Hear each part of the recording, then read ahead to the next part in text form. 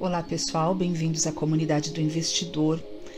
Nós iniciamos hoje o 5º semestre e a frase que resume esse semestre novo é a seguinte, essa frase é de Benjamin Franklin: amas a vida? Então não desperdices o tempo, pois é de tempo que a vida é feita. E nós começamos esse 5º semestre com uma lição muito preciosa. Como ela é um pouco longa, nós vamos dividi-las em 2 partes, porque existem vários exercícios e práticas que vão ser colocadas aqui para que a gente consiga vencer esse desafio. O tema da nossa lição de hoje, de número 21, é como acabar com os adiamentos. O hábito de adiar é um dos males mais comuns e fatais, e seu tributo sobre o sucesso e a felicidade é pesado. Não deixe para amanhã o que pode fazer hoje. Desde a mais tenra idade, convivemos com esse sábio conselho de Benjamin Franklin. Era um dito preferido de todos os pais. Nós os ouvimos dos nossos e agora o repetimos aos nossos filhos. Mesmo assim, embora reconheçamos a grande verdade desse axioma, em geral conduzimos nossas vidas como se as palavras estivessem escritas de trás para frente. Não faça hoje o que pode ser deixado para amanhã. Infelizmente, o amanhã não existe, só pode ser encontrado no calendário dos tolos. Para eles, o amanhã é o dia em que começarão sua jornada rumo ao sucesso e à riqueza. Amanhã é o dia em que irão mudar, trabalhar de maneira árdua, modificar seus hábitos, retomar amizades desfeitas, pagar velhas dívidas, candidatar-se a um emprego melhor. Mas o amanhã nunca chega e assim, por causa da procrastinação, desperdiça-se um grande número de talentos. Como escreveu Stephen Leacock anos atrás, a criança diz quando eu crescer. Mas o que significa isso? Já crescida diz quando eu for adulto. Já adulto diz quando eu me casar. Mas ser casado, o que significa isso afinal? Então passa a dizer quando eu me aposentar. E quando chega a aposentadoria, lança um olhar sobre o longo caminho percorrido. Um vento frio parece varrê-lo, sem bem saber como tudo se perdeu e ficou para trás. O sucesso e o hábito de adiar são absolutamente incompatíveis. Para ser bem-sucedido, você pode e deve se curar deste hábito. E o Dr. Wayne Dyer, famoso escritor, vai lhe ensinar como proceder, a partir do seu livro Seus Pontos Fracos. Aproveite esta lição, não amanhã, mas agora. Você está sempre adiando as coisas? Se for como a maioria das pessoas, a resposta é sim. Mas é provável que preferissem não suportar a ansiedade que acompanha o adiamento enquanto um modo de vida. Descobre que está adiando tarefas que desejaria realizar e, mesmo assim, por alguma razão, continua interrompendo a ação. A profissão de adiar é um lado extremamente cansativo da vida, pessoal. Se você é um caso crônico, raro é o dia em que não diz: sei que deveria estar fazendo isso, mas vou deixar para mais tarde. É difícil culpar forças externas pelo seu ponto fraco de ficar sempre adiando as coisas. A responsabilidade é toda sua, tanto pelo eterno adiamento como pela sensação de mal-estar que você experimenta depois. A procrastinação é o que há de mais próximo ao que se poderia considerar um ponto fraco universal. Poucos são os que podem afirmar em sã consciência não serem do tipo que adia, a despeito do fato disto não ser saudável com o decorrer do tempo. Como todos os pontos fracos, não há nada de doentio no comportamento em si. Na realidade, o ato de adiar nem mesmo existe. Você simplesmente faz e o que não faz, na verdade, fica por fazer, logo não é adiado. São apenas a reação emocional e o imobilismo consequentes que constituem o comportamento neurótico. Se você sente que adia as coisas e gosta disso, sem culpa, ansiedade ou aborrecimento, então não pense 2 vezes, continue assim. Entretanto, para a maioria das pessoas, o hábito de adiar é, na verdade, uma forma de evitar viver completamente o momento presente. Esperar, desejar, talvez. 3 frases neuróticas servem como um sistema de apoio para prosseguir indefinidamente protelando. Prestem atenção, pessoal. Espero que as coisas se resolvam. Gostaria que as coisas não fossem assim. Talvez no final tudo dê certo. Aqui reside a alegria do protelador. Sempre que disser talvez, espero, gostaria, você estará usando essas palavras como um fundamento lógico para o fato de não estar agindo agora. A atitude de desejar e esperar é perda de tempo. Tolice de quem vive no mundo encantado. A repetição constante de qualquer uma dessas palavras não o fará chegar a lugar nenhum.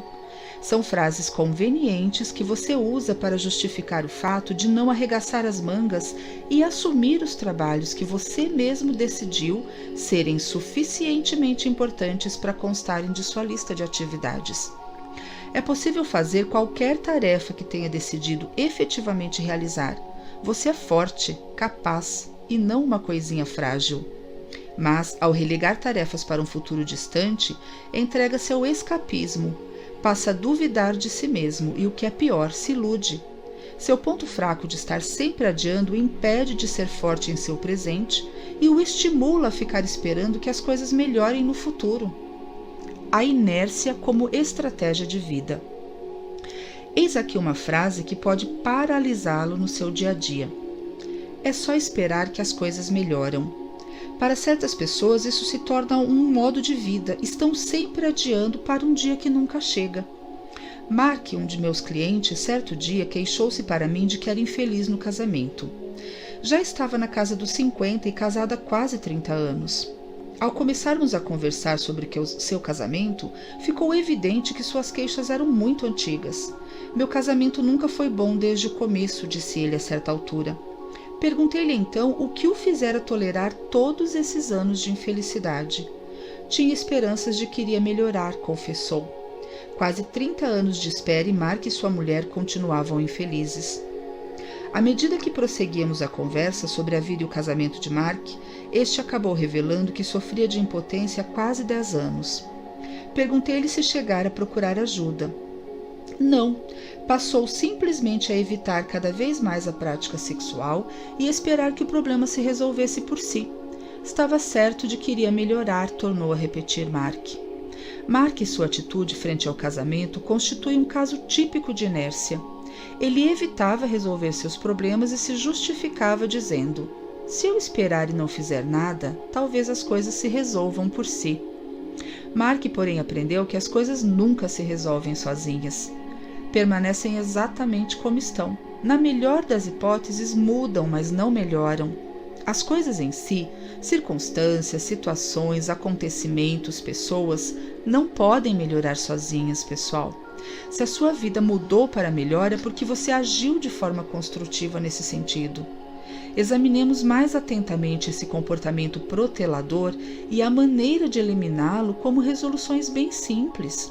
Você pode eliminar este ponto fraco sem muito trabalho mental, uma vez que foi você mesmo quem o criou sem qualquer esforço cultural. Marca registrada de tantos outros pontos fracos. E como é que funciona a procrastinação? Donald Marques definiu a procrastinação como a arte de se manter em dia com o passado.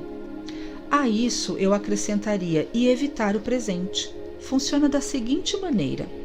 Você sabe que existem determinadas coisas que quer fazer não porque outros assim decidiram, mas porque foi você mesmo quem as escolheu. Entretanto, muitas delas nunca foram feitas, embora dissesse a si mesmo que as faria. Decidir fazer no futuro o que poderia fazer hoje é uma maneira aceitável de substituir a ação e permite a ilusão de não estar se comprometendo por não cumprir o que havia decidido. É um artifício conveniente que funciona mais ou menos assim. Eu sei que eu preciso fazer esta tarefa, mas receio não poder fazê-la bem ou não ter satisfação em fazê-la. Assim, eu digo a mim mesmo que a farei no futuro. Desse modo, eu não preciso admitir que eu não vou fazê-la. E assim fica mais fácil aceitar a mim mesmo. Este é o tipo de raciocínio conveniente, embora falacioso, que pode entrar em cena sempre que não desejar fazer algo difícil ou desagradável. Se você é do tipo que vive hoje de um jeito e diz que no futuro vai viver de outro, suas declarações são vazias. Você é uma pessoa que está sempre adiando tudo e nunca fazendo nada. Existem, evidentemente, níveis diversos de procrastinação, tá? É possível adiar uma tarefa até certo ponto e depois terminá-la bem em cima da hora. mas esta também é uma forma bastante comum de se iludir. Se reserva a si mesmo um tempo por demais pequeno para terminar um trabalho, você tem como justificar resultados medíocres ou aquém da expectativa, dizendo a si mesmo: não tive tempo suficiente. Mas você teve sim, e muito. Sabe que as pessoas ocupadas conseguem terminar seus trabalhos. Mas se ficar o tempo todo reclamando da quantidade de coisas que tem para fazer, procrastinação, então não vai sobrar tempo mesmo para fazer nada. Eu tive um colega especialista em procrastinação. Estava sempre ocupado correndo atrás de interesses diversos e falava sempre da quantidade de coisas que tinha para fazer. Quando falava, as pessoas ficavam cansadas só de imaginar o seu ritmo de vida. Mas um exame cuidadoso revelaria que, na verdade, o meu colega fazia muito pouco. Ele tinha um número incalculável de projetos na cabeça, mas não parava para trabalhar em nenhum deles. Imagino que toda noite antes de dormir, iludia a si mesmo com promessas de que no dia seguinte terminaria o trabalho. De que outra maneira conseguiria dormir e manter intacto o seu sistema de autoilusão? Talvez soubesse que não terminaria, mas a partir do momento em que prometia para si mesmo que o faria, seu momento presente estava seguro. Você não é necessariamente aquilo que diz ser. O comportamento é o melhor barômetro do que as palavras. As ações do presente são o único indicador de como você é. Emerson escreveu: não diga coisas. O que és, paira sobre ti enquanto isso, e troveja, para que eu não ouça o que dizes em contrário. Da próxima vez que você, sabendo que não é verdade, disser que vai terminar alguma tarefa, lembre-se dessas palavras de Emerson. Elas servirão de antídoto contra a procrastinação. A gente vai falar um pouquinho também dos críticos e dos realizadores. A procrastinação, gente, como modo de vida, é uma técnica que pode ser usada para evitar fazer qualquer coisa. Aquele que não faz, frequentemente é um crítico, quer dizer, é aquele que fica parado olhando os outros executarem a tarefa e depois procuram polir filosoficamente a maneira como os outros realizam o trabalho. É muito fácil ser um crítico, mas ser um realizador requer esforço, risco e mudança. Vamos falar um pouquinho sobre o crítico. A nossa sociedade ela está repleta de críticos. Nós até pagamos para ouvi-los. Ao observar a si mesmo e pessoas ao seu redor, preste atenção ao quanto as relações sociais são dedicadas ao ato de criticar. Por quê? É mais fácil comentar a forma de alguém fazer alguma coisa do que ser alguém que realiza algo. Observe os verdadeiros campeões, aqueles que mantiveram uma grande superioridade durante um período de tempo. Realizadores do mais alto nível. Campeões em todos os aspectos. Será que eles ficam por aí cutucando as pessoas com críticas? Os verdadeiros realizadores não têm tempo para ficar criticando os outros. Eles são muito ocupados, trabalham e ajudam ao invés de criticar os que não são tão talentosos. A crítica, quando construtiva, pode sim ser útil, mas se você escolher o papel de observador ao invés de realizador, você está restringindo seu desenvolvimento enquanto pessoa. Além do mais, pode estar se valendo da crítica como forma de se furtar a responsabilidade pela própria insuficiência, projetando-a sobre aqueles que estão realmente se esforçando e fazendo algo. É possível aprender a ignorar os que se autodenominam críticos e encontram defeito em tudo. A estratégia primordial é reconhecer esse tipo de comportamento em si mesmo e tomar a decisão de eliminá-lo, podendo assim se tornar um realizador, ao invés de um crítico protelador. Tédio. O tédio é uma consequência também da procrastinação. A vida, gente, não é um tédio, mas há pessoas que escolhem entediar-se. O conceito de tédio, ele inclui a incapacidade de usar o presente de uma forma pessoal que seja gratificante para a gente. E o tédio é uma escolha. É algo que impõe a si mesmo um outro hábito de negação pessoal que pode eliminar da sua vida. Ao protelar, você utiliza o tempo presente para não fazer nada em lugar de fazer alguma coisa. O fazer nada leva ao tédio. A tendência é pôr a culpa no ambiente.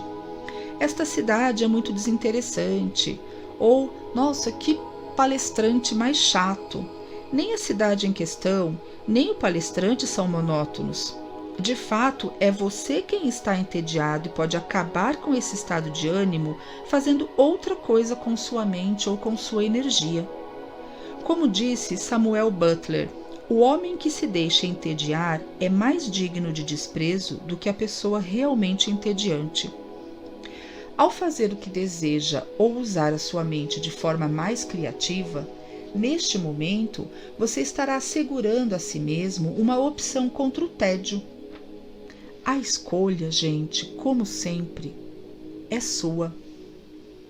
Nós vamos parar por aqui hoje, porque na próxima aula nós ainda veremos de maneira bem mais detalhada, com exemplos práticos, vários comportamentos proteladores que são típicos. Nós vamos conhecer as principais razões que fazem com que continuemos protelando. E vamos aprender também algumas técnicas para a gente desalojar em definitivo esse hábito de protelar. Então eu agradeço mais uma vez a presença de vocês nesta aula e nós nos vemos na próxima semana na parte 2, concluindo a lição 21 do nosso 5º semestre.